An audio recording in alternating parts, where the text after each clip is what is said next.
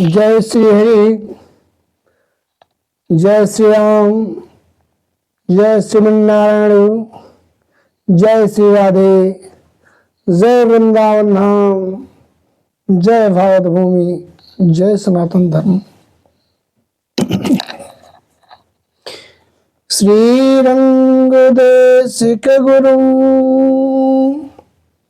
कमला निवासं शेषाय कृष्ण गुरु वेंकट सूर्यवर्या श्रीमच्छठारि गुरुवर्य रमा निवासो श्रीमद गुरु वरदेशिकमाश्रयेऽहं रघुकुल तिलक श्री जानकी नाथ भक्तं कमल नयन सूर्य पाद पद्माब्ज भृंगम बुधवर बहुमान्य राघवाचार्य विनहित मन समतम श्रीधरार्यं भजामि, श्रीधरार्यं भजामि। कदा वृंदारण्ये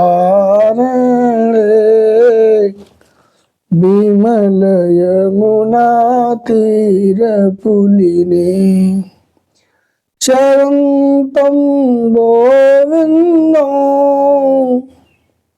हलधर सुदामादिसहितं हे कृष्ण स्वामिन् मधुर मुरली वादन विभो प्रसीदेत्याक्रोशं निमिषमिव नेष्यामि दिवसाम्। गंगातरंगरमणीयजटाकलापं गौरी निरंतर विभूषितवामभागं नारायण प्रियमनङ्गमदापहारं वाराणसीपुरपतिं भजे विश्वनाथम्। अतुलित बलधामं हेमशैलाभदेहं धनुजवन कृशानुं जानिनामाग्रगण्यं सकलगुणनिधानं वानरामदेशं रघुपति प्रिय भक्तं वातजातं नमामि। गुरुर्ब्रह्मा गुरुर्विष्णु गुरुर्देवो महेश्वरः गुरुर्साक्षात् परब्रह्म तस्मै श्री गुरुवे नमः, तस्मै श्री गुरुवे नमः। राम कथा के रसिकवर तेज पुंज कपिवीर आय सुवासन लीजिए भक्तराज मति धीर।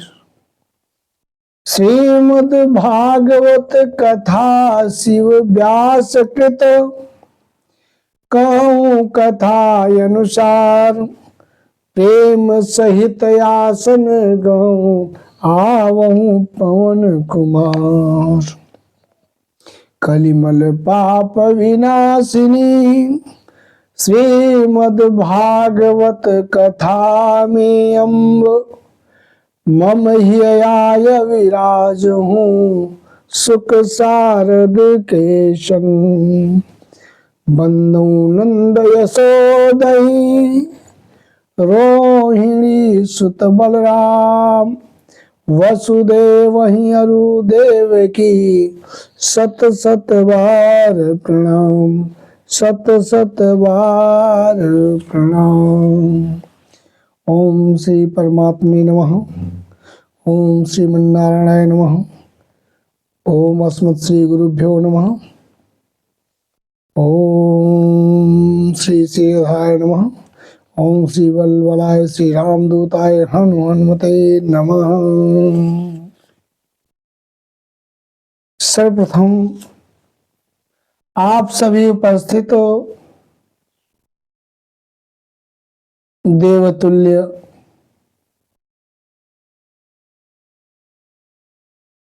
कथा प्रेमी जनों, दूर दराज से आए हुए कथा रसिक जन,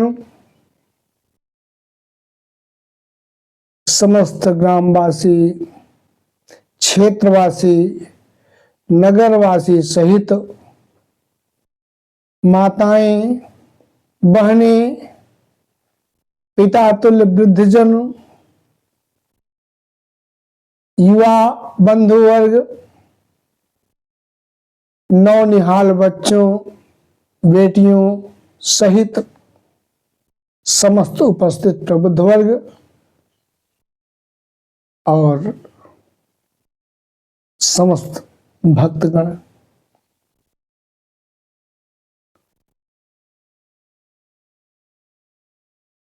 संसार में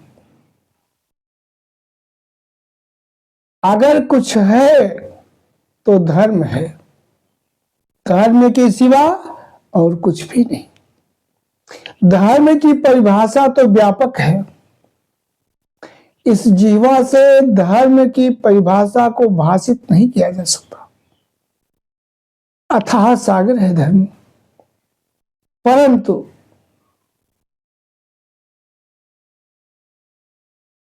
अगर सागर तैरा न जाए तो फिर भी सागर सागर सागर तो कहा ही जा सकता है। इतनी सामर्थ्य तो जीवा में भगवान ने दिया ही है। किसी का दिल न दुखे, यह शरीर, यह विवेक, यह धन, यह जीवा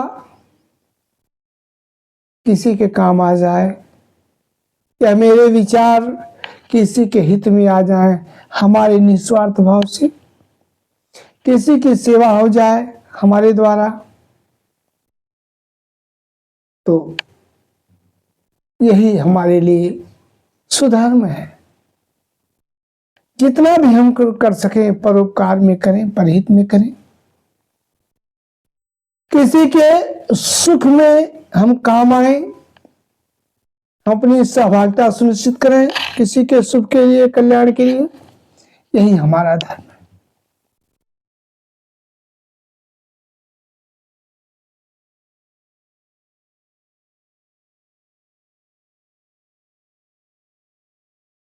वैसे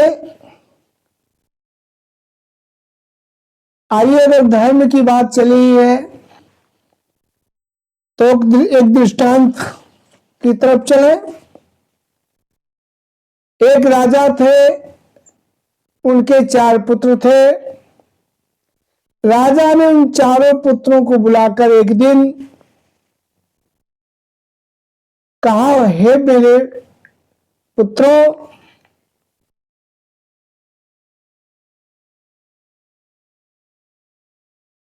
तुम में से जो सबसे बड़े धर्मात्मा को ढूंढ लाएगा वही मेरे इस राज्य का उत्तराधिकारी होगा। चारों लड़के अपने पिता श्री महाराज के आदेश को सुनते ही अपने अपने घोड़ों पर सवार होकर अलग अलग दिशाओं में चल दिए। एक दिन महाराज का बड़ा पुत्र लौटा, उसने अपने पिताजी के सामने एक सेठ जी को उपस्थित किया। सेठ जी की विशेषता बताया, कहा, हे पिताश्री महाराज जी, ये सेठ जी सदा हजारों रुपए दान किया करते हैं। इन्होंने बहुत से सुंदर अच्छे अच्छे विशाल विशाल मंदिरों का निर्माण कराया है, तालाब खुदवाए हैं, अनेक स्थान पर इनकी ओर से प्याऊ चला करते हैं, तीर्थों में हमेशा सदाव्रत लुटाते रहते हैं, ये नित्य कथा सुनते हैं तथा साधु ब्राह्मणों को भोजन कराते हैं और गौओं की पूजा करके उनकी सेवा करते हैं। हे पिताश्री, इनसे बड़ा धर्मात्मा इस संसार में कोई नहीं है। राजा ने आदर किया। राजा ने कहा, हाँ, ये निश्चय ही धर्मात्मा है। सेठ जी का आदर सत्कार हुआ और सेठ जी विदा होकर चले गए। समय गुजरा। एक दिन उनका दूसरा पुत्र आया, अपने साथ में एक दुबले पतले किसकाय ब्राह्मण को लेकर लौटा। आकर राज दरबार में अपने पिता के सामने प्रस्तुत हुआ। कहा, हे पिताश्री, हे महाराज जी, हे ब्राह्मण देव, चारों धर्मों तथा सातों पुण्यों की यात्रा पैदल कर चुके हैं। ये सदा चंद्रायण व्रत रहा करते हैं, सदा सत्यभाषी है, कभी झूठ नहीं बोला करते हैं। इन्हें क्रोध करते हुए आज तक किसी ने नहीं देखा। ये क्रोध पर विजय पा चुके हैं। नियम से मंत्र जप करके तभी जल ग्रहण करते हैं। तीनों समय स्नान करके त्रिकालिक संध्या वंदन करते हैं। इस समय विश्व में इनसे बड़ा कोई भी धर्मात्मा नहीं है। राजा ने ब्राह्मण देवता को प्रणाम किया, उन्हें बहुत सी दक्षिणा दी और यह कहा, हाँ, ये बड़े अच्छे धर्मात्मा है। ब्राह्मण देव विदा हुए। समय गुजरा।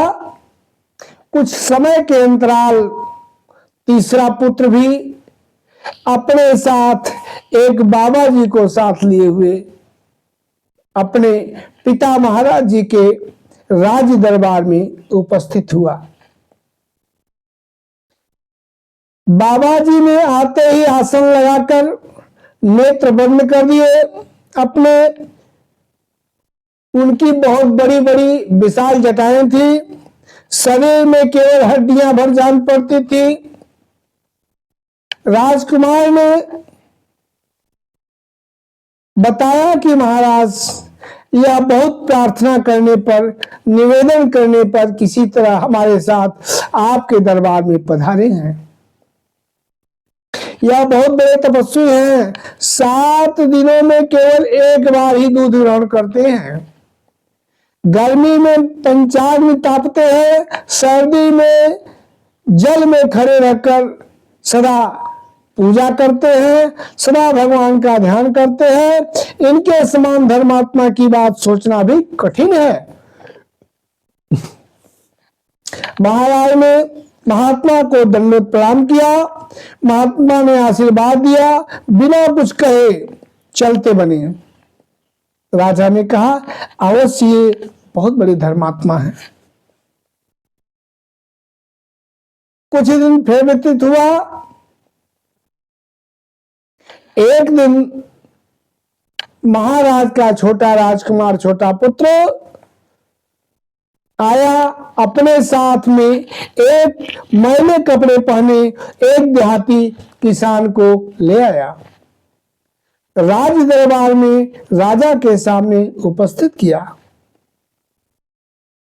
किसान बेचारा जब राज दरबार में उपस्थित हुआ तो दूर से ही हाथ जोड़कर डरता हुआ राजा के सामने धीरे धीरे आकर उपस्थित हुआ। तीनों बड़े लड़के छोटे भाई की मूर्खता पर हंसने लगे। छोटे भाई ने कहा, हे पिताश्री, एक कुत्ते के शरीर में घाव हो गए थे, वह गंभीर रूप से घायल हो गया था। पता नहीं किसका कुत्ता था, यह तो पता नहीं चल पाया। महाराज जी ने, मैंने देखा कि यह बिना किसी झिझक के उस कुत्ते के लगे घाव को धोने लगे और इस प्रकार से बड़े ही दयालु हैं, निस्वार्थ भाव से प्राणियों की, असहायों की यथाशक्ति सेवा करते हैं। इन्हें मैं आपके सामने प्रस्तुत किया हूं। पता नहीं है धर्मात्मा है या नहीं है, मैं नहीं जानता, लेकिन इनके क्रियाकलापों को देखकर, इनके कार्यशैली को देखकर, इनके उत्तम विचार को देखकर मैं आपके पास ले आया हूं। पिताश्री, मैं अल्लड़ हूं, मुझे इतना ज्ञान नहीं कि धर्मात्मा को पहचान सकूं, लेकिन आपके सामने प्रस्तुत है, आप इनसे पूछ सकते हैं। राजा ने पूछा,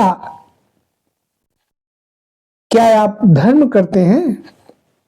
डरते हुए किसान ने कहा, महाराज, मैं अनपढ़ हूं, पढ़ा लिखा नहीं हूं, यहां तक कि मसी कागज छुए नहीं, कलम गहे नहीं हाथ, मैं धर्म को भी नहीं जानता। हाँ, यदि कोई बीमार होता है, मेरे संज्ञान में बात आती है कि यह व्यक्ति बीमार है, यह पशु बीमार है, यह जानवर बीमार है, तो यथाशक्ति में उसकी सेवा करता हूं। कोई मांगता है दरवाजे पर आकर, अथवा कि हमें पता चलता किसी को आवश्यकता है हमारे सहयोग की, तो यथाशक्ति मैं उसकी सहायता करता हूं, सेवा करता हूं। कोई मांगने वाला मेरे दरवाजे पर आता है तो और कुछ तो नहीं भले रह दे पाऊं, लेकिन मुट्ठी भर अनाज तो जरूर दे देता हूं, यथाशक्ति जो मेरे पास रहता है। राजा ने कहा, यही सबसे बड़े धर्मात्मा है। सब लड़के इधर उधर देखने लगे तो राजा ने कहा, पुत्रों, मेरे प्रिय राजकुमारों, दान पुण्य करना, देवताओं की और गौ की सेवा करना धर्म है। झूठ न बोलना, क्रोध न करना, तीर्थ यात्रा करना, संध्या वंदन करना, पूजा करना भी धर्म है। तपस्या करना तो धर्म है ही, किंतु सबसे बड़ा धर्म है बिना किसी चाह के, बिना किसी इच्छा के, बदले की भावना के, निस्वार्थ भाव से असहाय प्राणियों की सेवा करना, बिना किसी स्वार्थ के निस्वार्थ भाव से भूखे को अन्न देना, रोगी की सेवा करना, कष्ट में पड़े हुए की सहायता करना संसार में सबसे बड़ा धर्म है। जो दूसरे प्राणियों की भलाई करता है, उसकी भलाई अपने आप हो जाती है। तीनों लोकों में के स्वामी भगवान उस पर प्रसन्न होते हैं। महाराज गोस्वामी तुलसीदास जी ने अपने रामचरितमानस जैसे महान पूजनीय प्रातः स्मरणीय ग्रंथ में लिखा है कि परहित सरिस धर्म नहीं भाई, पर प्रियासन नहीं अधमाई। बोले वृंदावन लाल की जय। मेरे प्यारे श्रोतागण, जो कुछ भी व्यक्ति करता है वो अपने लिए करता है, लेकिन निस्वार्थ भाव से किसी भी प्राणी की सेवा कर दे जाए, किसी के काम या शरीर निस्वार्थ भाव से आ जाए, सबसे बड़ा धर्म वही है। बोले लाल की जय। श्रीमद् भागवत महापुराण की जय।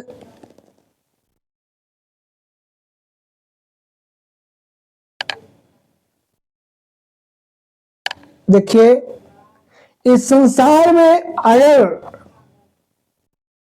हम जीवात्मा, हम प्राणियों का अगर कोई सखा है, मित्र है, तो धर्म ही है।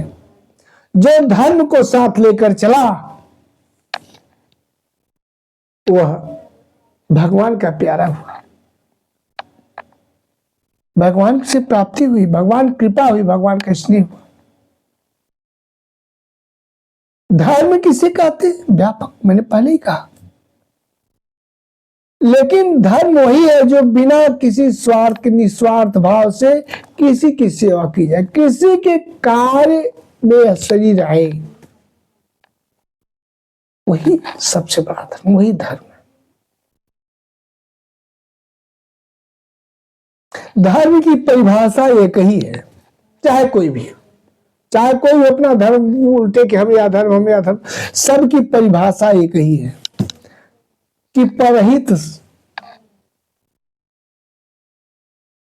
ही, निस्वार्थ भाव से दूसरे के हित में ही समर्पण होना, समर्पित होना, यही धर्म है। कहते हैं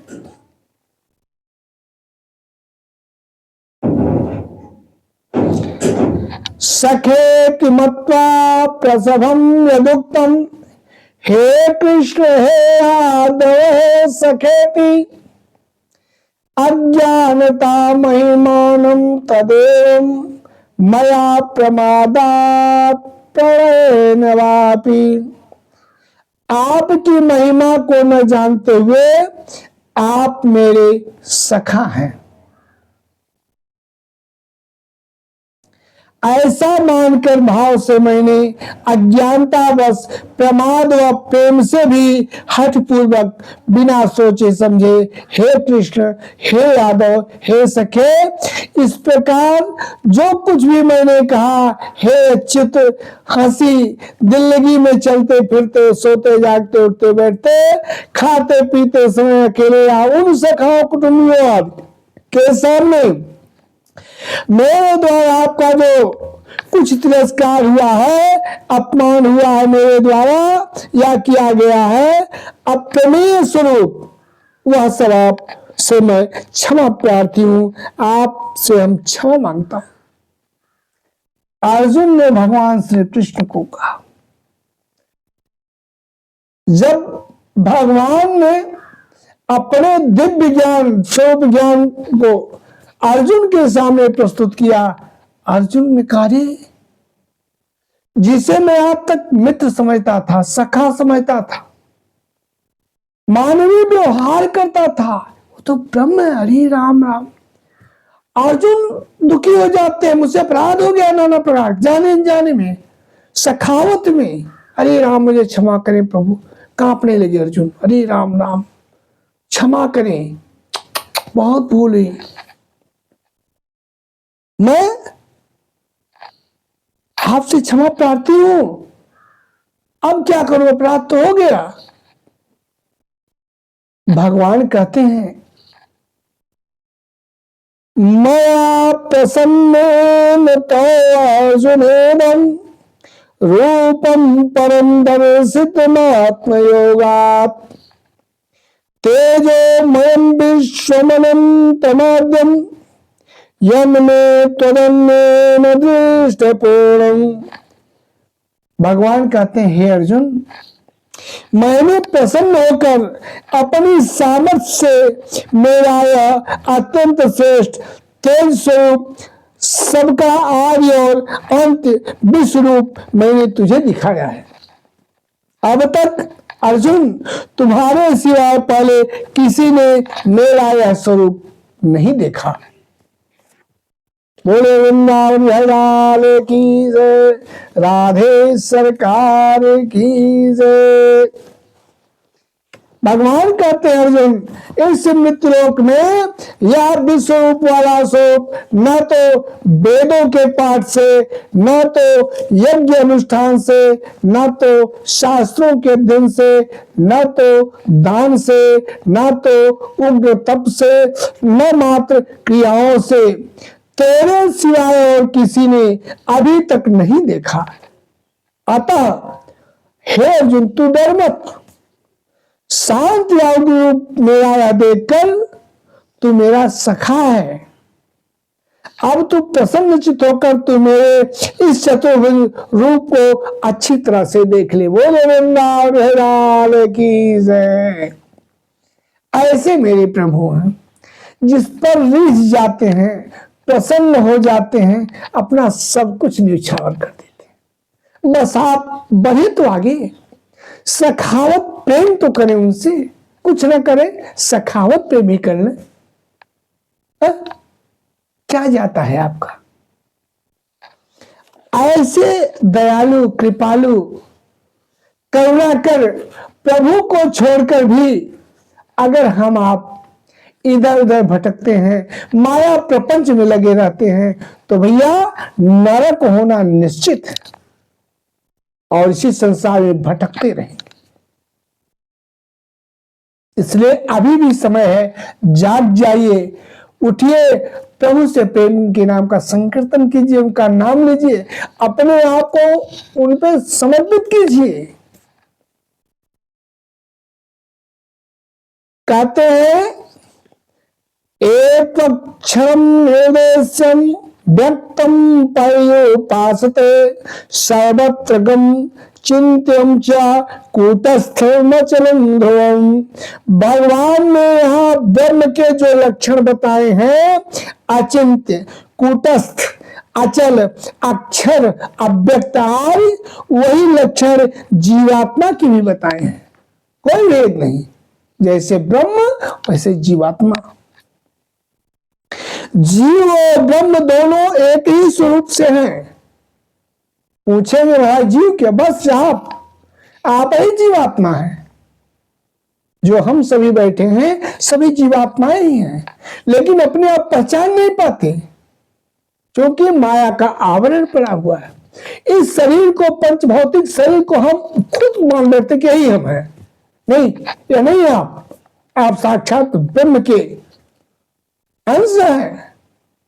छोड़ो अपनी अज्ञानता को, छोड़ दो। यह शरीर आप नहीं है, यह आपका वस्त्र है। यह कर्म करने के लिए आपको साधन मिला है, परमात्मा ने दिया है इस मृत्यु लोक में, क्योंकि जीवात्मा बिना इस शरीर के इस मृत्यु लोक में नहीं रह पाओगे। कर्म करना संभव है, कुछ भी नहीं कर पाओगे। यहां आना संसार में आपका बेकार चला जाएगा, निष्फल चला जाएगा।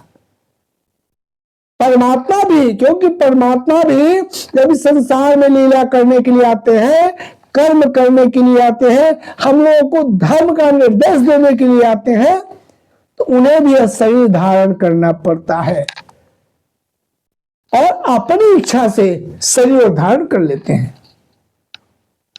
बोले वृंदावन लाल की जय, राधे सरकार की जय।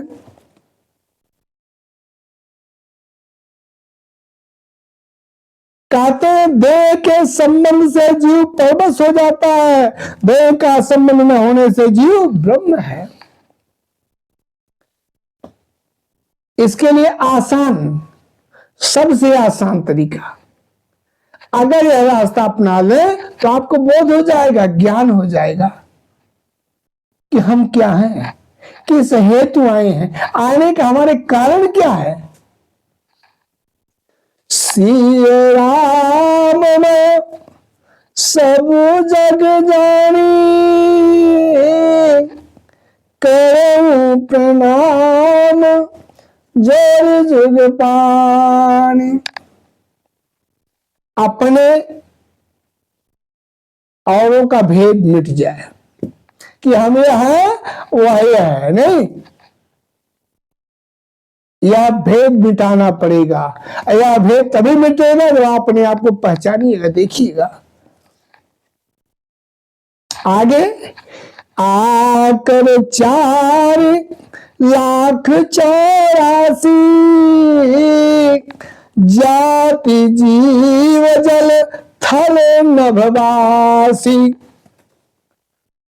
जड़ चेतन जग जीव जत सकल राम मैदान।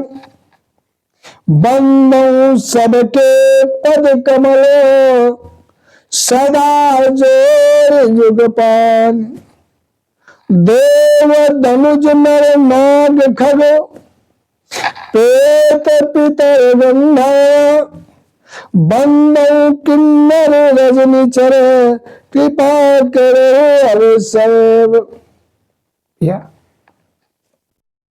जब सबको अपना मानिएगा, अपने जैसे मानिएगा, यह भाव हो कि तीसरा कोई है ही नहीं, सभी अपने हैं, क्योंकि हम सभी जीवात्माएं हैं। हम सभी जीवात्माएं, यह माया का प्रपंच है कि यह शरीर है, इस शरीर का, अरे शरीर का नाम होता है, हम सभी का एक ही नाम है, एक ही गोत्र है, एक ही शाखा है, प्रवर है, हम सब एक ही हैं। ये शरीर की सब भिन्न भिन्न नाम है, भिन्न भिन्न शाखाएं हैं, भिन्न भिन्न प्रवर है, भिन्न भिन्न सब सोच विचार सब है। या संसारिक है, हम संसारिक थोड़े हैं। हम तो यहां कर्म के लिए भेजे गए हैं, आए हुए हैं, है? या जो बोल रहा है शरीर अपने आप से नहीं बोल रहा है, जब तक हम इसमें विद्यमान है तभी तक बोल रहा है। कर्म कर रहे हम छोड़ने चले जाए निष्क्रिय है, बेकार है। से अपनी आप को पहचानिए। बोले वृंदावन की जय। अब प्रश्न आता है, पूछिए कि महाराज जी जब यह शरीर हम नहीं हैं, तो जब शरीर में चोट लगती है तो क्यों दर्द हमें होता है? हमें नहीं होना चाहिए? पूछिए, बताएं। होना चाहिए, होता है। जैसे आप बढ़िया मकान बनवा लें, खूब बढ़िया मकान, और उस मकान के दीवार पर खरोंच भी आ जाती है अथवा काला धब्बा भी लग जाता है, तो आपको तकलीफ होता है कि नहीं? क्योंकि आप नहीं मकान, आप अलग है, मकान अलग है। आपने मकान बनवाया है, मकान ने आपको नहीं बनाया।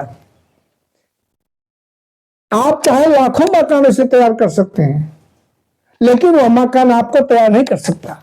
लेकिन क्यों ममता है, क्यों आपको दुख होता है, क्यों कष्ट होता है? ऐसे ही यह शरीर हमारा मकान है, यह हमारा उपकरण है, कार्य करने का मशीन है जो मुझे प्राप्त है। इसी द्वारा हम कर्म करते हैं। इस संसार में रह सकते नहीं रख पाएंगे, अपने कर्म ही के उद्देश्य की पूर्ति नहीं होगी। इसलिए इस शरीर में कहीं कोई भी तकलीफ होती है, कटता है, फटता है और अस्वस्थ होते हैं शरीर, तो हमें कष्ट होता है, क्योंकि इसके ही द्वारा मुझे सारे कार्य संसार में करने हैं। अब इसका मतलब यह नहीं कि इसके दुख से हमें दुख होता है तो हम ही यहां हैं। जैसे मकान पे आपकी खरोंच आती है, टूटता है तो आपको तकलीफ होता है, क्योंकि आपका मकान है, लेकिन आप मकान नहीं है। इसी तरह यह शरीर है।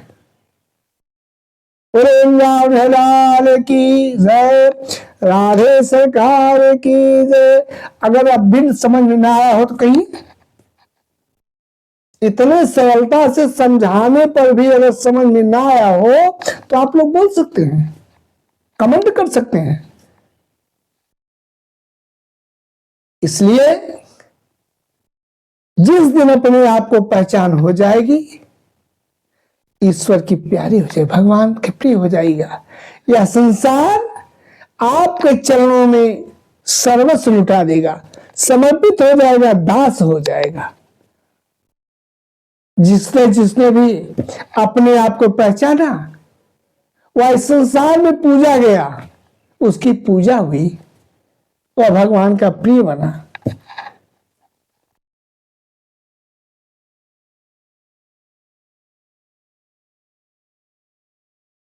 आगे कहते हैं,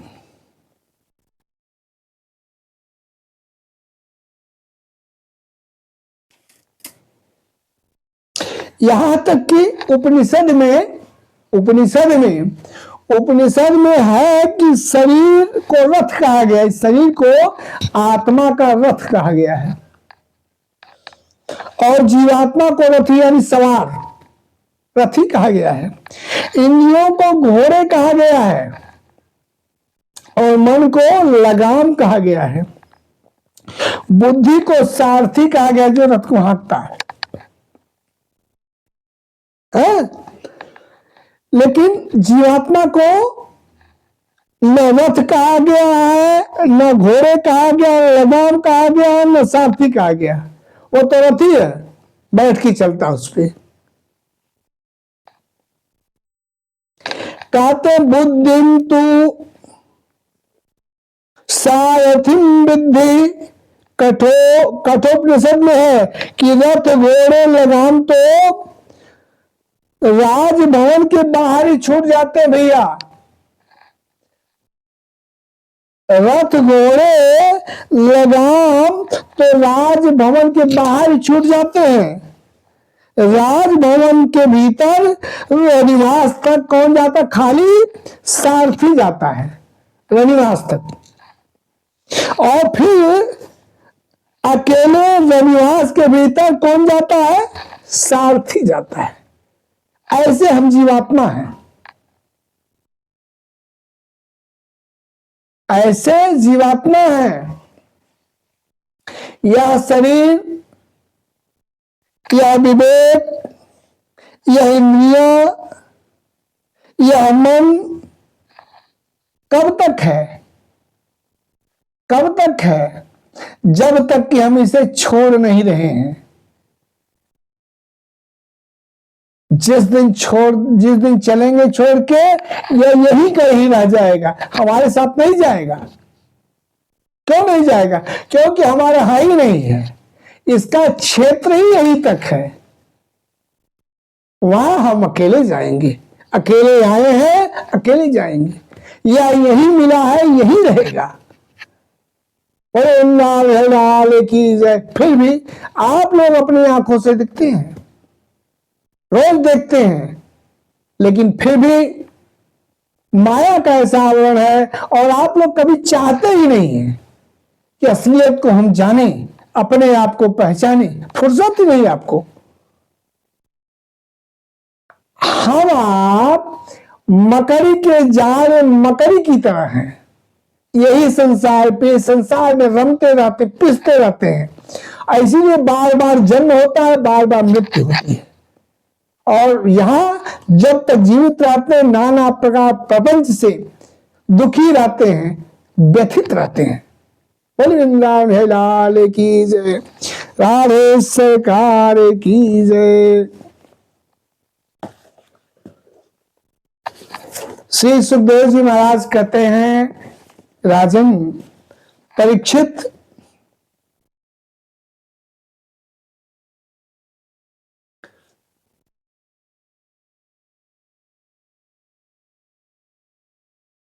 जब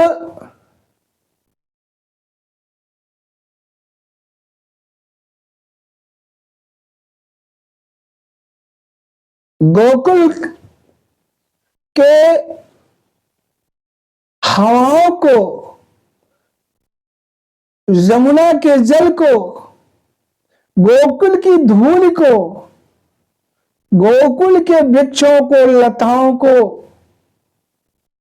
यहां तक कि गोकुल के वृक्षों को, पहाड़ों को देखकर उद्धव जी अवाक रह गए। उद्धव जी को सबसे एक ही धुन सुनाई पड़ती थी। गोपियों की बात ही छोड़िए, वहां के कण कण में, जलने जलने में, हर तरफ एक ही धुन सुनाई पड़ती थी। ऐ श्याम तुम्हें मोरे लेके कसम फिर दरस दिखाने आ जाओ। ऐ श्याम तुम्हें मोरे लेके कसम फिर दरस दिखाने आ जाओ। फिर दरस दिखाने आ जाओ, फिर दरस दिखाने आ जाओ। ऐ श्याम तुम्हें मुरली की कसम फिर दरस दिखाने आ जाओ। जब लगा ब्रजमंडल को कि कृष्ण संदेश दे रहे उद्धव के द्वारा ढाढ़स बढ़ाने के लिए, ब्रजमंडल का कण कण रज रज, संपूर्ण ब्रजमंडल, पशु पंछी वृक्ष पहाड़, यमुना का जल, ब्रजमंडल की रेणु धूल लताएं गुल्फें, गोपियों को कौन कहे, गोपियां तो कहीं नहीं, गोपियों का हृदय चीख चीख के कर रहा है, सब कसम सौगंध दिला देती, जानती हैं कि हमारे कृष्ण हमारे मोहन की सबसे प्रिय और कुछ है तो बंसी है, और भगवान की बंसी मुरली में ही राधे भी निवास करती है।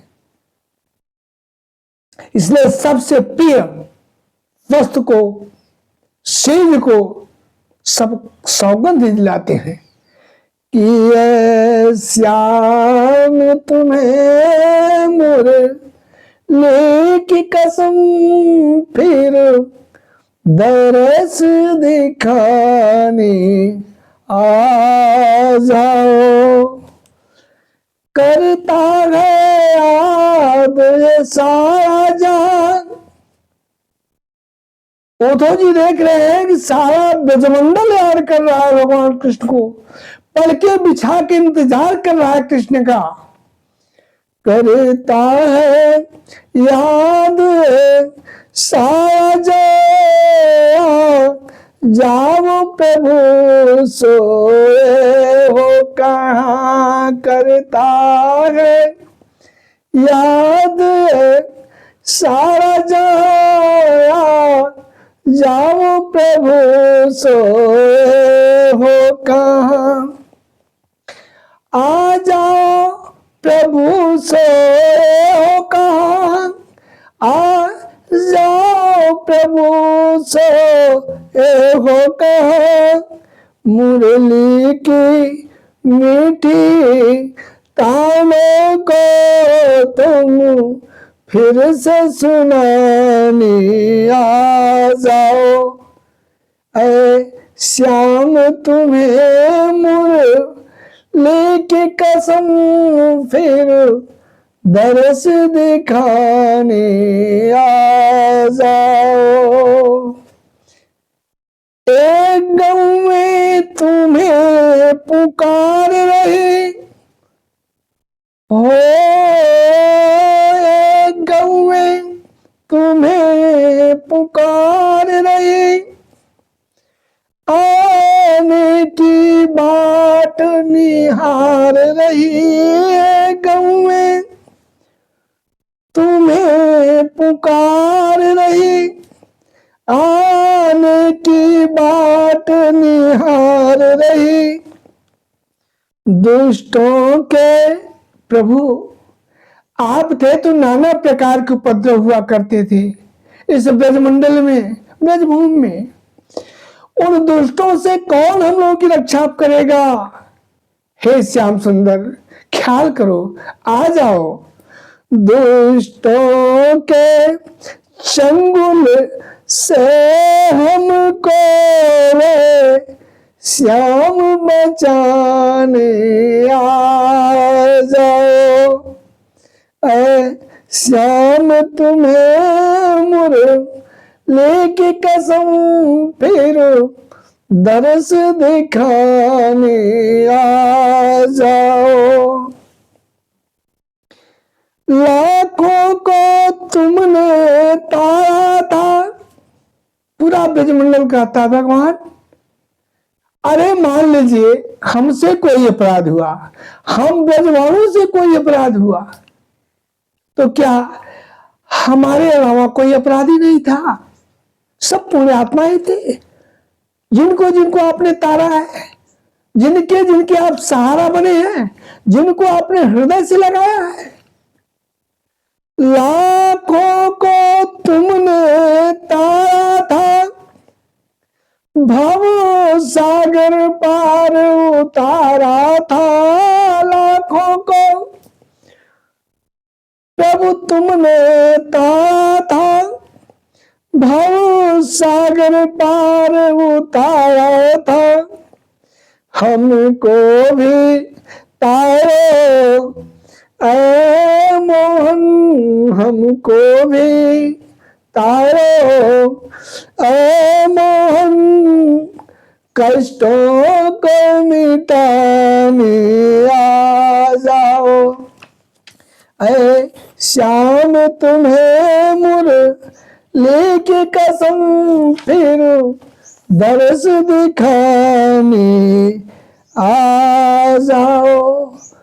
ब्रज मंडल यह तुम्हें याद करे, श्याम ब्रज मंडल तुमको याद करे, गोपी जन यह फरी याद करे, ऐ करुणा कर, ऐ करुणा निधि जग के स्वामी, अब सुख बरसाने आ जाओ।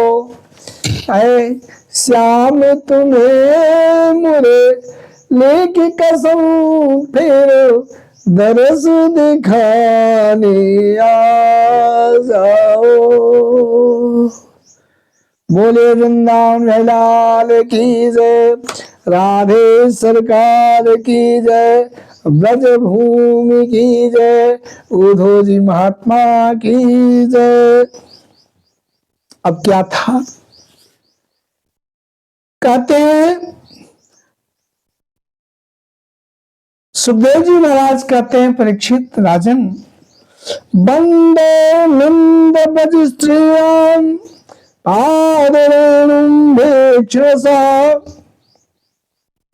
यासां हरि कथा उद्गीतं पुनाति भुवनत्रयं। कहते हैं नंद बाबा के ब्रज में रहने वाली गोपिकाओं की चरण धूलि को श्री उद्धव जी बारंबार प्रणाम करते हैं और उस धूलि को अपने सिर पर लगाते हैं। कहते हैं गोपियां, है ब्रजमंडल की रेणु, जहां जहां ऐसी भक्त गोपियां हैं जिनके चरण रंग पड़े हुए हैं, यहीं पर हमारे भगवान कृष्ण के चरण जो है, पूरे ब्रज का यह प्रभाव जो कृष्णमय ही पूरा ब्रज है, ऐसे ब्रज भूमि को के धूल को मैं शीश पर रखता हूं, मैं बारंबार प्रणाम करता हूं। उद्धव जी कहते हैं, आगे उद्धव जी कहते हैं कि धन्य है गोपियां, धन्य है इनके त्याग, धन्य है इनका समर्पण। और इन गोपियों ने श्री कृष्ण भगवान की लीला कथा के संबंध में जो कुछ गान किया है, वह तीनों लोगों को पवित्र कर रहा है और पवित्र करता रहेगा। वृंदावन की जय, श्रीमद् भागवत महापुराण की जय। श्री सुखदेव जी कहते हैं, राजन परीक्षित, इस प्रकार कई महीनों तक ब्रज में रहकर उद्धव जी ने अब मथुरा जाने के लिए वापस गोपियों से, नंदराय जी से और यशोदा मैया से आज्ञा प्राप्त की। ग्वाल बालों से विदा लेकर रथ पर सवार हुए उद्धव जी। जब उनका रथ ब्रज के बाहर आया, तब नंद बाबा आदि गोप बहुत से भेंट की सामग्री लेकर उद्धव जी के पास आए और आंखों में अपने आंसू भरकर बड़े ही प्रेम से कहा, हे उद्धव जी, कर्म कर्म कर्म भेभाम्यमानम् यत्र वापि स्वेच्छया मंगलाचरितैर्नानैर्रतेन कृष्ण ईश्वरे। कहे कि उद्धव जी, हमें मोक्ष की इच्छा बिल्कुल नहीं है। हमें, उद्धव जी सच कहता हूं, हम क्या, हमारे समस्त ब्रजमंडल को, उद्धव सुन लो, मोक्ष की इच्छा नहीं कि हम लोग का मोक्ष हो जाए। हम भगवान की इच्छा से अपने कर्मों के अनुसार चाहे जिस योनि में जन्मे हमारा जन्म हो, वहां हम शुभ आचरण करें, हमारा आचरण जो हो शुभ हो, भागवत में प्रीति करने वाला हो, अपने आप को पहचानने वाला हो। किस हेतु आए हैं, किस हेतु या शरीर मिला है हमें, आने का मेरे कारण क्या, हेतु क्या है, इसका भास मुझे हो, इसका ज्ञान मुझे हो, इसका बोध मुझे हो। और निरंतर हम दान करें, निस्वार्थ भाव से इस शरीर से समर्पित रहे सेवा भावना में। हम सभी, यह मेरा शरीर जो भी योनि मिले, जो भी शरीर मिले, वह हमेशा परहित में लगा रहे, पर सेवा में लगा रहे, परोपकार में लगा रहे। और कहते हैं, और उसका फल यही पावे कि हमारे अपने ईश्वर श्री कृष्ण जी में हमारी प्रीति, अनुराग उत्तरोत्तर बढ़ता रहे।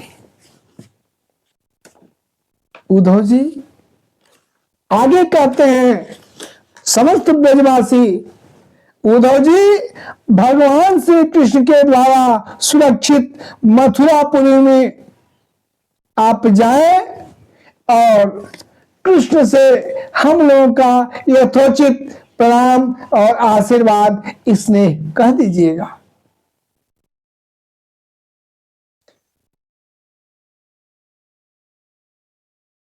अब उद्धव जी वहां से विदा हुए। उद्धव जी जब वृंदावन से, जब ब्रज से विदा हुए, मथुरा की तरफ चले, तो वह ज्ञान शून्य हो गए थे, गोपियों जैसे बेसुध हो गए थे, उनके सारे ज्ञान छूमंतर हो गए, हर गए थे, उड़ गए थे, वह निष्प्राण से हो गए थे। और वे भी सिर्फ कृष्ण कृष्ण रटना शुरू कर दिए, हरे कृष्ण हरे कृष्ण हरे कृष्ण, सारा ज्ञान भूल गया, वे भी कृष्णमय हो गए। कहा जाता है कि संतों का प्रभाव, अरे प्रेम तो प्रेम इतना ऊर्जावान होता है, उसमें इतनी गर्मी होती है कि कितना भी मजबूत चट्टान क्यों हो, उसे पिघला करके मोम बना देता है। उद्धव क्या चीज थे, इसीलिए भगवान ने, उद्धव को गर्व था, अपने ज्ञान पर गर्व था कि मेरे जैसा ज्ञानी संसार में नहीं है, जिसे मैं चाहूं अपने ज्ञान से मोड़ सकता हूं, उसकी दिशा परिवर्तन कर सकता हूं। भगवान ने कहा कभी जाकर देखो, मेरे ब्रजभूमि में जब पता लग जाएगा, सारी ज्ञान की गठरी खुल जाएगी। यही हुआ। प्रेम के आगे कुछ भी नहीं। अब आप वह प्रेम, वह अमूल्य कीमती धन किस पर लुटाएंगे, आपके ऊपर है। वह खजाना सब में होता है, यह खजाना सब में होता है, लेकिन कब खुलेगा कोई नहीं जानता। हम आप जीवात्माएं इस शरीर को खुद को मान बैठते हैं, और भगवान का अमूल्य मोती, जो प्रेम की मोती जो मुझे मिला धरोहर रूप में, परमात्मा को अर्पण करने के लिए, चढ़ाने के, उन पर निछावर करने के लिए, उनका अभिषेक करने के लिए, हम इस शरीर इन वस्तुएं को अपना सर्वस्व मानकर इन पर अर्पण कर देते हैं, इन पर लुटा देते हैं। वृंदावन बिहारी लाल की जय, राधे सरकार की जय।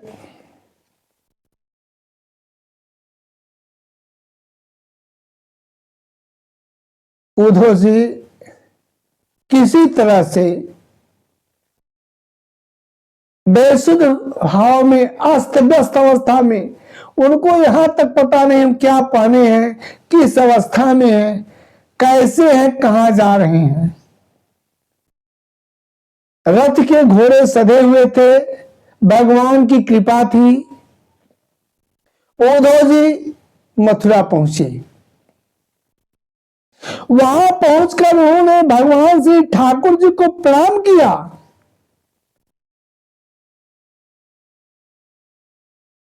भगवान ने उद्धव की अवस्था देखकर कहा, उद्धव जी, उद्धव जी, उद्धव जी, उद्धव जी बेसुध, उनको पता ही नहीं कब आए कब नहीं आए, कहां आए हैं, किसके पास खड़े हैं, अपनी अवस्था को भूल गए।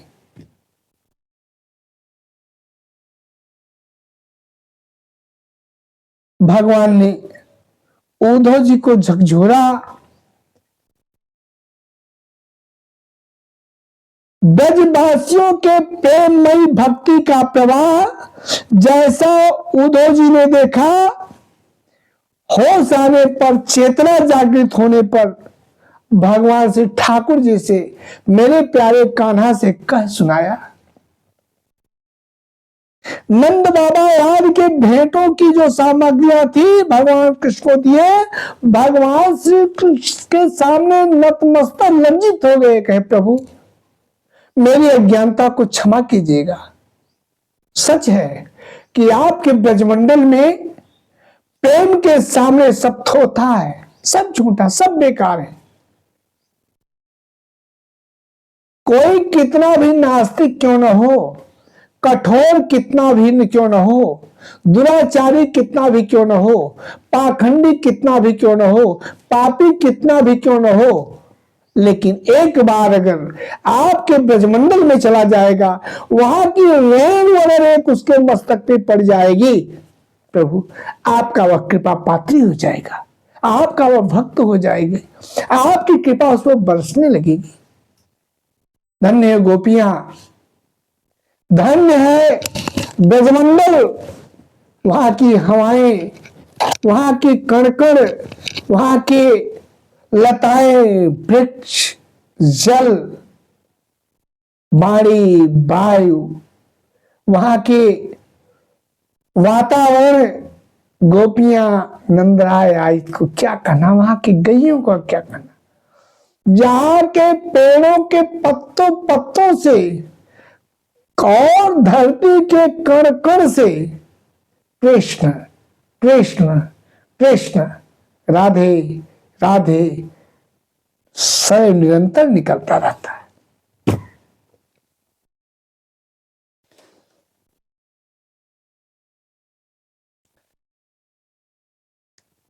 उसके बाद वह उनको बलदेव जी, बलराम जी और राजा अग्रसेन को भी दे दी, जो वहां भेंट सामग्री मिली थी, जिनको जिनको देने के लिए भगवान श्री कृष्ण जी उद्धव जी के साथ कुब्जा के घर गए और उसकी पूजा स्वीकार किए, क्योंकि वादा किए। भगवान जिससे वादा करते हैं अपने वादा के बड़े पक्के हैं, निर्वहन करते हैं। आपको याद हो या न हो, एक बात याद रखिएगा, जब जीवात्मा वहां से चलती है तो जल्दी इस संसार में आना नहीं चाहती, रोती है, बिलखती है, भगवान के चरणों को पकड़ती, नहीं प्रभु मत भेजिए हमें वहां, मत भेजिए, हम नहीं जाएंगे। लेकिन प्रभु कहते हैं कि तुम मेरे अंश हो, तुम्हें कर्म करने जाना है, पुण्य संचित करने जाना है, कर यही तुम्हारा कार्य है, कर मैं भी करता हूं। जब मेरे भी पुण्य क्षीण होते हैं तो मैं भी उसी धराधाम पे जाता हूं कर्म करने के लिए। कर्म प्रधान विश्व करी राखा। कर्म की प्रधानता है, कर्म सबको करना पड़ता है। इसलिए ऐ मेरे अंश, ऐ जीवात्मा, तू धराधाम में जा, कर्म हेतु कर्म संचित कर, पुण्य इकट्ठा कर, फिर मेरे पास आना। यही तेरे कार्य हैं, यही तेरा हेतु है। और यदि कहते हैं कि तुझे घबरा मत, मेरी कृपा सदैव तेरे पर बरसती रहेगी, लेकिन तू भूलना मत, मुझे याद करना समय समय पे। लेकिन हम ही हैं, आकर भूल बैठते हैं, एक बार धन्यवाद भी नहीं देते उस परमात्मा को कि हे प्रभु, आपने इस संसार में भेजा है, सुंदर काया दी है, मस्तिष्क दिया है, हाथ पैर आंखें कान मुख जीवा विवेक शुद्ध मन, यहां तक कि हमारे रास के लिए, हमारे आनंद के लिए, आमोद प्रमोद के लिए परिवार दिया है, हमारे जीविकोपार्जन के लिए हेतु दिया है, भोजन के लिए अन्न दिया है, शरीर ढकने के लिए वस्त्र दिया है, जल दिया है, वायु दिया है, और इस पर भी सूर्य चंद्रमा बनकर, आकाश बनकर, धरती बनकर हमारी सेवा करते हैं, रक्षा करते हैं। माता पिता बनकर आप मुझे जन्म देते हैं, पालते हैं, पोसते हैं, बड़ा करते हैं। प्रभु, आप ही अर्धांगिनी बनकर मुझे सांसारिक सुख देते हैं। आप ही बहन भाई रिश्ते बनकर आप हमें आनंदित करते हैं। हे प्रभु, हम आपके आभारी हैं, ये हम सदैव आपके आभारी रहेंगे। हे नाथ, जब तक मैं इस असार संसार में रहूं, इसी तरह आपकी कृपा बरसती रहे, अंत समय में आप आए और मैं आपके साथ चलूं। बोले रावण लाल की जय, राधे सरकार की जय। अब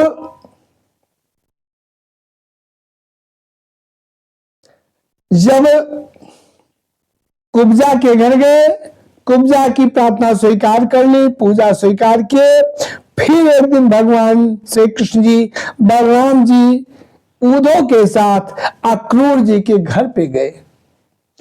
कारण उनसे भी वादा कर चुके थे, अक्रूर जी, चाचा जी आप चलिए, हम अपना कार्य पूर्ण करके आपके घर जरूर आएंगे। भगवान वहां पहुंचे। अक्रूर जी ने श्री ठाकुर जी के साथ साथ सभी उपस्थित जनों की सेवा शुश्रूषा की, ठाकुर जी के चरण दबाए। दरस परस मज्जन रूपाना, दरस परस मज्जन रूपाना, सब कुछ हुआ, दर्शन हुआ, राम आशीर्वाद हुआ, भोजन हुआ और सेवा हुई। यहां तक कि स्तुति की अक्रूर जी ने, जब स्तुति की तो भगवान ने कहा, श्री सुखदेव जी महाराज कहते हैं, परीक्षित राजन, स भवान सुहृदाम वैनो श्रेयाच्छेयस्केशया जिज्ञासार्थं पांडवानां गच्छस्वं तुम गजावयम्। भगवान श्री कृष्ण कहते हैं, हमारे ठाकुर जी कहते हैं विदुर जी से कि हे चाचा जी, आप हमारे हितैषी सुहृद में सर्वश्रेष्ठ हैं, इसलिए आप पांडवों का कुशल मंगल जानने के लिए हस्तिनापुर जाइए। हमने सुना है कि राजा पांडु के मर जाने पर अपनी माता कुंती के साथ युधिष्ठिर आज पांडव दुर्योधन द्वारा सताए जा रहे हैं।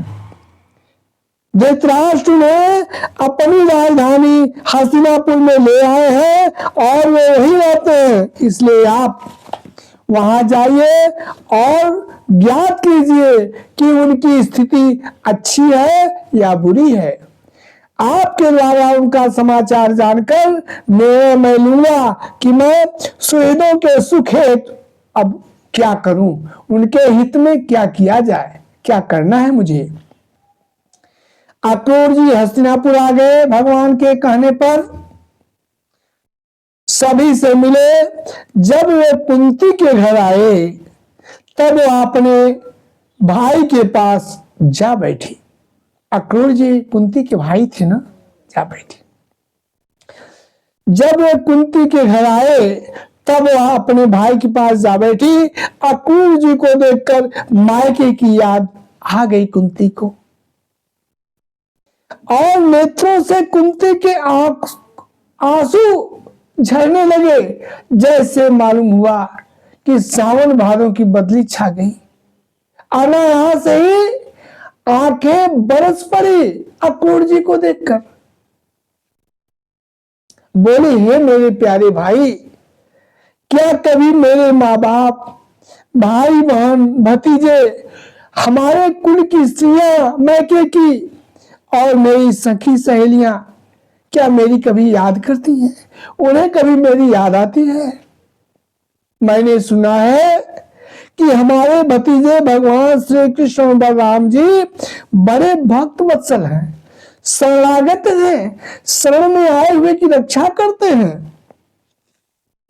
क्या वे कभी अपने इस फुफेरे भाइयों को भी याद करते हैं?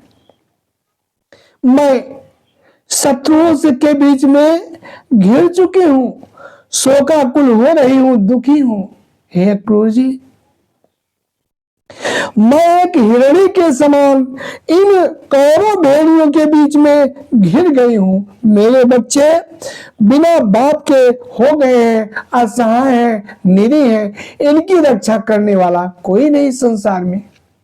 क्या हमारे श्री कृष्ण कभी यहाँ आकर मुझे को और इन अनाथ मेरे बालकों को क्या कभी संभालेंगे? इनकी भी रक्षा करेंगे, इन्हें भी ढाढ़स बंधाएंगे? आंखें बंद कर कुंती भगवान की मन ही मन स्तुति करने लगी। देखिए, जब तक इस संसार पे भरोसा रहता है, लोग इस संसार के प्राणियों से गुहार करते, मुसीबत आने पर मदद मांगते हैं, सहयोग मांगते हैं। लेकिन यह संसार किसी का भी हो, सहयोग तभी तक करता है, मदद तभी तक करता है जब तक परमात्मा चाहते हैं। क्योंकि हम सभी परमात्मा के हाथों से बंधे हुए हैं। जब उनकी कृपा होती तभी हम कुछ कर सकते हैं, चाहे किसी का सहयोग हो, चाहे जो भी हो।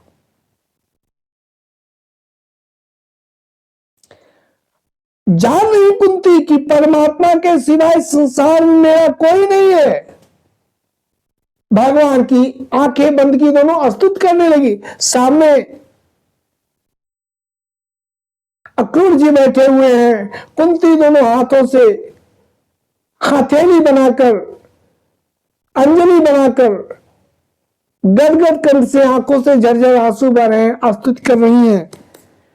कृष्ण कृष्ण महायोगिन विश्वात्मनो विश्वभावनो प्रपन्नां पाहि गोविंद शिशु विश्वान सीदति। नमः कृष्णाय शुद्धाय ब्रह्मणे परमात्मने योगेश्वराय योगाय त्वामहं शरणं गता।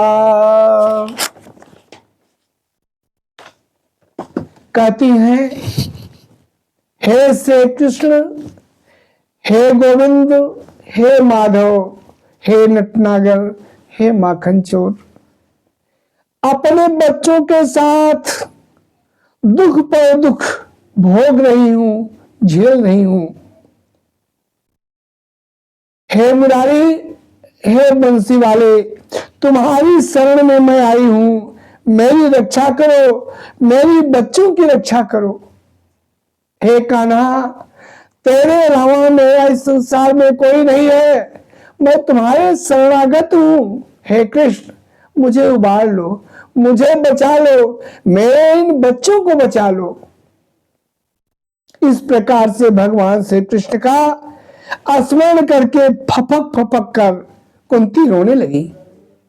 कुंती की यह द्रवीभूत अवस्था देखकर अक्रूर जी के भी आंखों में आंसू छलक पड़े। अक्रूर जी ने कुंती को सांत्वना दी। कुछ दिन तक कहा जाता है, भागवत कहती है, भागवत में उल्लेख है कि अक्रूर जी कुछ महीनों तक कुंती की यह दशा देखकर कुछ महीनों तक हस्तिनापुर में रहे। जब वे मथुरा को वापस जाने लगे तो राजा धृतराष्ट्र को के पास आए और बोले, श्री सुखदेव जी कहते हैं, राजन परीक्षित, अक्रूर जी कहते हैं कि हे महाराज, एक प्रसूवते जंतु रे कैव प्रलीयते, एको अनुभुंक्ते सुकृतो मे कैवच दुष्कृतम्।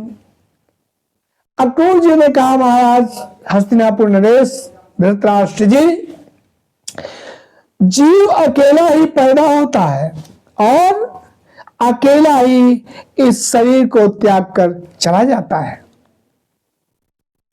अपनी करनी, अपनी धरनी का पाप पुण्य का फल भी अकेला ही भोगता है। इसलिए ममता बस पांडवों से पक्षपात आप न करें। इस संसार से आपको भी जाना है, इस शरीर को भी छोड़ना है आपको।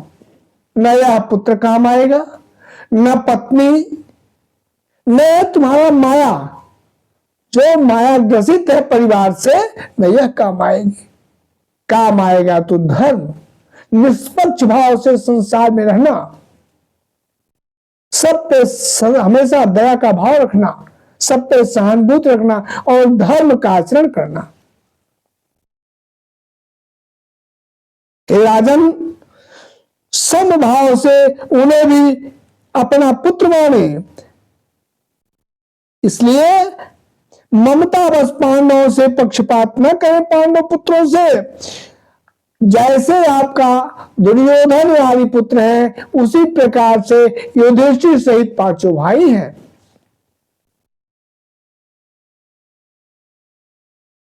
इसी में आपकी भलाई है।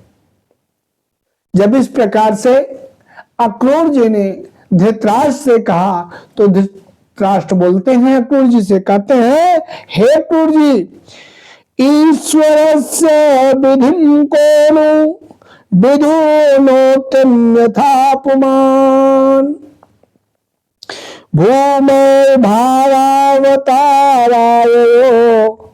अवतीर्णो यदो कुले।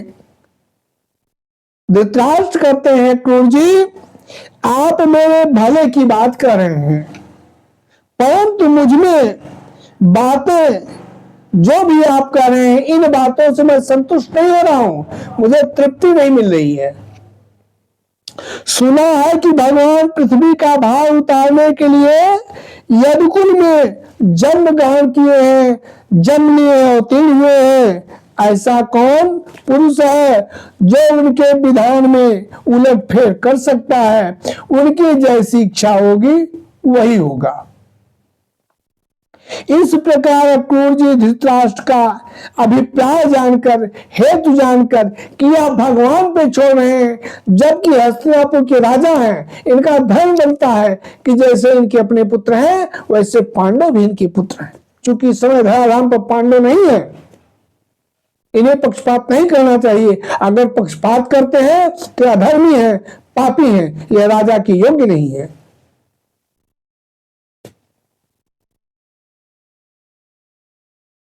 अक्रूर जी सिर नीचे कर लिए, जान ले कि इनके हृदय में पाप ही समाया हुआ है। कुरुवंशी स्वजन संबंधियों से मिलकर प्रेम पूर्वक अनुमति लेकर श्री अक्रूर जी अपनी मथुरा लौट आए। उन्होंने आकर भगवान श्री कृष्ण जी से और बलराम जी से हस्तिनापुर का सारा वृत्तांत कह सुनाया। बोले वृंदावन लाल की जय, राधे सरकार की जय। आइए एक दृष्टांत की तरफ चले, तब फिर आगे बढ़ा जाए। एक राज्य की बात है। उस राज्य के जो महाराज थे, राजा थे, बड़े ही सीधे साधे सौम्य सरल स्वभाव के थे। एक दिन उनके पास एक आदमी आया। वह जो आदमी आया महाराज के पास बड़ा चालाक था, बड़ा होशियार था, भेड़िए की तरह। भेड़िया बड़े होशियार होते हैं। उसने राजा से कहा, दोनों हाथों को जोड़कर बड़े आदर भाव से विनम्र होकर कहा, हे अन्नदाता, आप इतने बड़े महाराज होकर इस देश का पोशाक पहनते हैं, इस देश का बना हुआ साधारण वस्त्र धारण करते हैं? आप इतने बड़े राजा हैं? आपको तो इंद्र का पोशाक पहनना चाहिए, इंद्र का वस्त्र धारण करना चाहिए। अरे भाई, कौन ऐसा राजा है जो अपनी प्रशंसा सुनकर गौरवान्वित न हो, प्रसन्न न हो? इस राजा को कौन कहे? संसार में सबको अपनी प्रसन्नता भाती है भाई। कोई आराम से प्रेम से प्रशंसा कर दे, आदमी खुश हो जाते हैं। उसके पीछे भले उनका गला काट लियो, अलग चीज है। और जो चाटुकार हैं, क्या कहते हैं, एक तरह से कह लीजिए भेड़िए टाइप जो होते हैं, वे पहुंचकर जो प्रशंसा योग्य नहीं होता उसकी प्रशंसा करते हैं, क्योंकि उनका काम साधना होता है। उनका स्वार्थ उन्हें ऐसा घृणित कर्म कराने के लिए मजबूर करता है। जबकि धर्म यह है, अगर आप हितैषी हैं तो मुंह पे प्रशंसा मत कीजिए, मुंह पे हमारी जो कमियां हैं उनको दर्शाइए कि आप में कमी सुधार लीजिए। अगर प्रशंसा करनी है तो मेरे पीछे जाकर कीजिए, औरों से कीजिए। अगर कोई आपसे आपकी प्रशंसा करता है तो जान ये भेड़िया धूर्त है, ये प्रशंसा नहीं कर रहा है, या गला घोट रहा है, या कोई न कोई आपको नुकसान करेगा, इसके पीछे कोई रहस्य है बहुत बड़ा। वह हितैषी नहीं है, शत्रु है आपका। हितैषी शत्रु की पहचान है। हितैषी कभी भी आपके मुंह पर आपकी प्रशंसा नहीं करेगा, आपकी प्रशंसा आपके पीठ पीछे करेगा, औरों से करेगा। हाँ, लेकिन आप में अगर कोई कमी है तो आपसे कहेगा, भैया आप में कमी सुधार ले तो और अच्छा होता। बोले वृंदावन लाल की जय, राधे सरकार की जय। तो वह चापलूस व्यक्ति महाराज से कहा, तो महाराज खुश हो गए। राजा ने कहा कि भाई क्या करें? उस चापलूस व्यक्ति ने कहा, महाराज आप इतने बड़े राजा हैं, आपको इंद्र की पोशाक पहननी चाहिए, इंद्र का वस्त्र धारण करना चाहिए।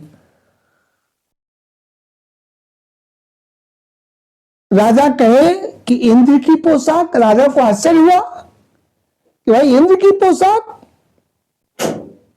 तो वह आदमी सोचा कि अब लोहा गर्म में चोट करनी चाहिए, धूर्त था। उसने कहा, हाँ महाराज, अगर आप स्वीकार करें तो हम आपको लाकर दे सकते हैं, आप ही तो योग्य हैं। हमें दुख हुआ महाराज, बताइए, हमारे इतने अच्छे महाराज, इतने प्रतापी, धैर्यवान, सूरवीर, और साधारण वस्त्र पहनते हैं यहाँ के धरती के है? इनको तो इंद्र का वस्त्र धारण करना चाहिए। इसी हेतु महाराज मुझसे मैं बहुत दिन से सोच रहा था, लेकिन भय बस आपसे नहीं कह पा रहा था। किसी तरह साहस इकट्ठा करके आपके सामने आया हूं, आपके सामने प्रस्तुत है सेवा प्रभु। अगर आप यह अवसर मुझे प्रदान कर दें तो मैं अपने आप को धन्य समझूंगा। अब राजा ने कहा अच्छा ठीक है भाई, ले आओ ले आओ, हम इंद्र की पोशाक पहनेंगे। जब राजा ने यह कहा तब वह गिरगिट की तरह थोड़ा रंग बदला।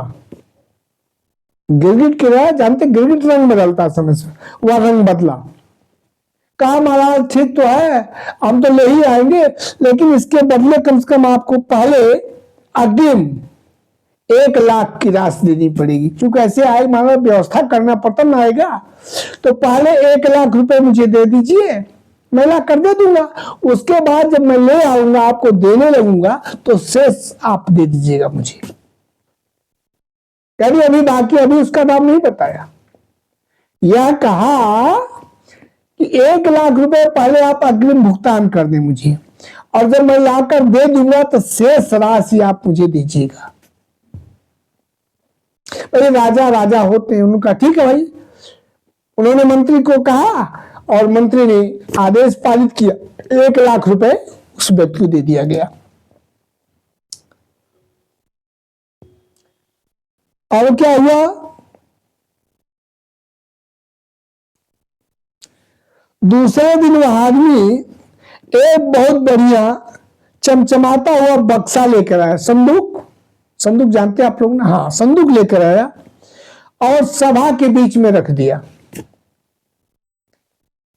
जब सभा के बीच में रख दिया तो खड़ा हुआ, दोनों हाथ जोड़कर बोला, कहा अन्नदाता मेरे मालिक, यह इंद्र की पोशाक है, इसमें इस पेटिका में, पेटी में, संदूक में इंद्र महाराज की पोशाक है, लेकिन दुर्भाग्य यह है कि सबको दिखाई नहीं पड़ती। यह पोशाक इस धराधाम में सबको दिखाई नहीं पड़ेगी। अब सब पूरी सभा बात चुप। महाराज ने कहा रे भाई तो किसे दिखाई पड़ेगी? उस व्यक्ति ने कहा महाराज क्षमा कीजिएगा, जो अपने माँ बाप का असली पुत्र होगा, असली औलाद होगा, असली संतान होगा अपने माँ बाप का, उसे ही दिखाई पड़ेगा। और जिसमें जरा भी खोट होगी, अपने माँ बाप का नहीं होगा, उसे नहीं दिखाई पड़ेगा। अब राजा की सभा में आपस में खुसुर फुसुर होने लगा।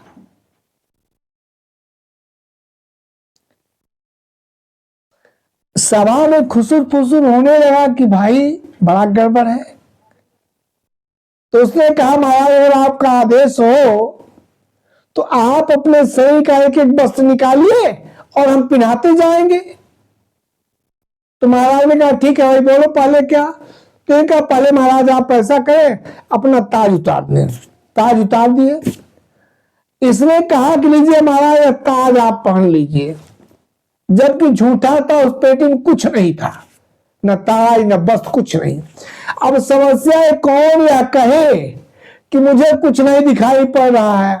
अगर कोई कहे कि मुझे नहीं दिखाई पड़ रहा है तो सीधे भरी सभा है, सब कहेंगे अपने माँ बाप का, अपने बाप का ही नहीं, अपने बाप का औलाद नहीं है। अब इस लांछन में कौन पड़े?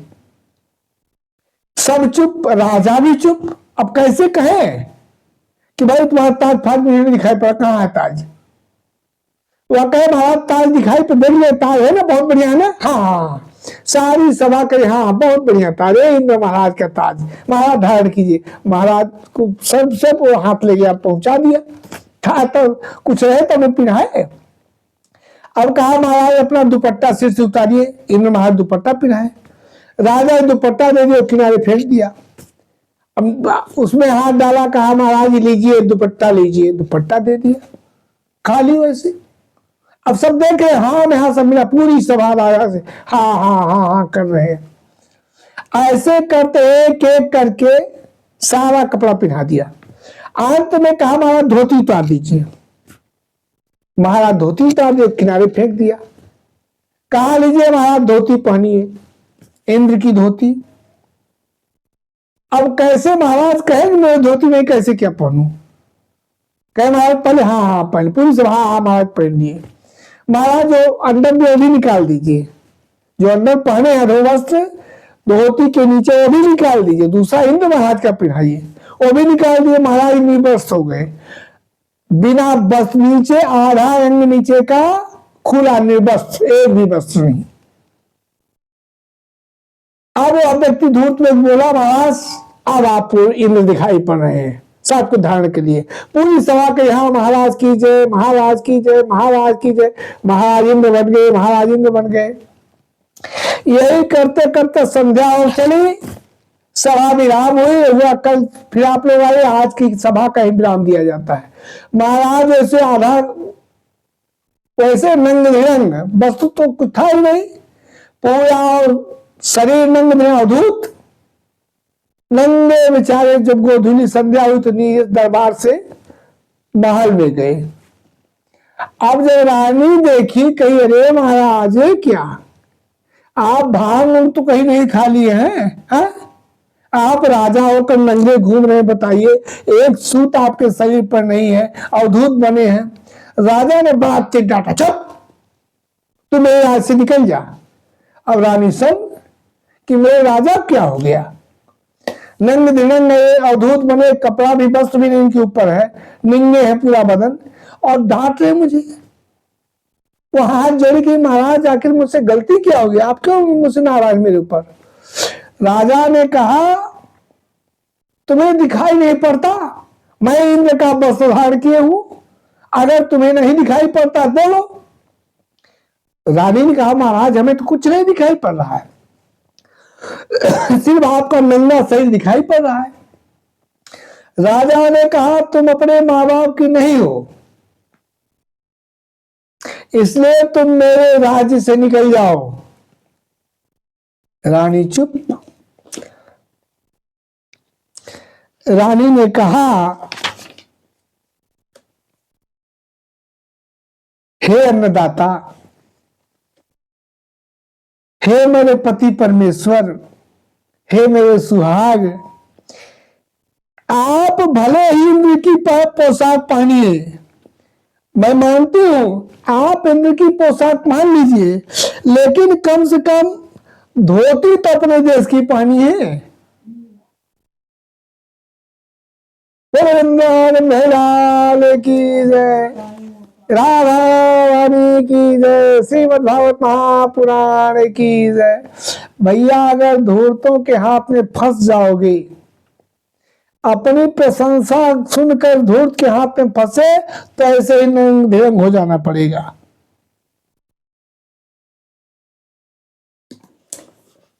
आज की कथा यही विराम दी जाती है। कल फिर आप लोग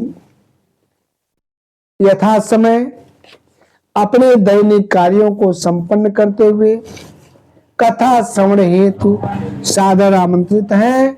आप लोग कथा श्रवण के लिए आइए और कथा का आनंद लीजिए, कथा श्रवण कीजिए।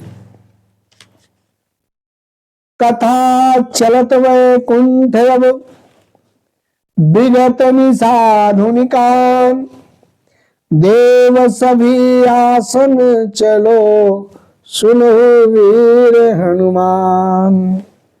सोता गण निज घर चलो करो भवन विश्राम, कान्हा संग राधा चली सीता संग श्री राम। अवधपुरी मथुरा चली काशी और ब्रजधाम, वृंदावन गोकुल चला गंगा यमुना बाम। एक घड़ी आधो घड़ी आधो में पुनियाद, तुलसी संगत साधु की कट कोटि अपराध। हरि की कृपा प्रसाद से बेगी हुई है प्रात, फिर मिली है यही ठौर पर कथा देवगण भ्रात। कथा सरस निर्मल सुखद कल बही है यही ठाव, गोताया लगाई हो कागा बोले काव। माँ बहनों को बंदगी भक्त जनों को बंदगी, माँ बहनों को जय श्री राम। पिता तुल्य सब वृद्ध को बारंबार प्रणाम, बारंबार प्रणाम। ओम शांति शांति शांति सुशांतिर्भवतु, सर्वारिशांतिर्भवतु, निर्विघ्नमस्तु, कल्याणमस्तु, सुसिद्धिमस्तु। सर्वे भवन्तु सुखिनः, सर्वे सन्तु निरामयाः, सर्वे भद्राणि पश्यन्तु मा फलेषु दुःखभाग् भवेत्। ओम शांति शांति शांति। भगवान करे हमारी राधे रानी की कृपा आप समस्त श्रोतागणों पर और श्रोतागणों के समस्त परिवार पर सदैव बरसती रहे। राधा रानी के चरणारविंद के अनुकंपा से आप सभी स्वस्थ रहे, दीर्घजीवी रहे, यश कीर्ति और स्वास्थ्य सदैव निरंतर सुसज्जित रहे, स्थिर लक्ष्मी का वास हो, परिवार में आपसी प्रेम सदा बना रही। इसी मंगल कामना के साथ जय श्री हरि, जय श्री राम, जय श्रीमन्नारायण, जय वृंदावन धाम, जय भारत भूमि, जय सनातन धर्म। प्रणाम।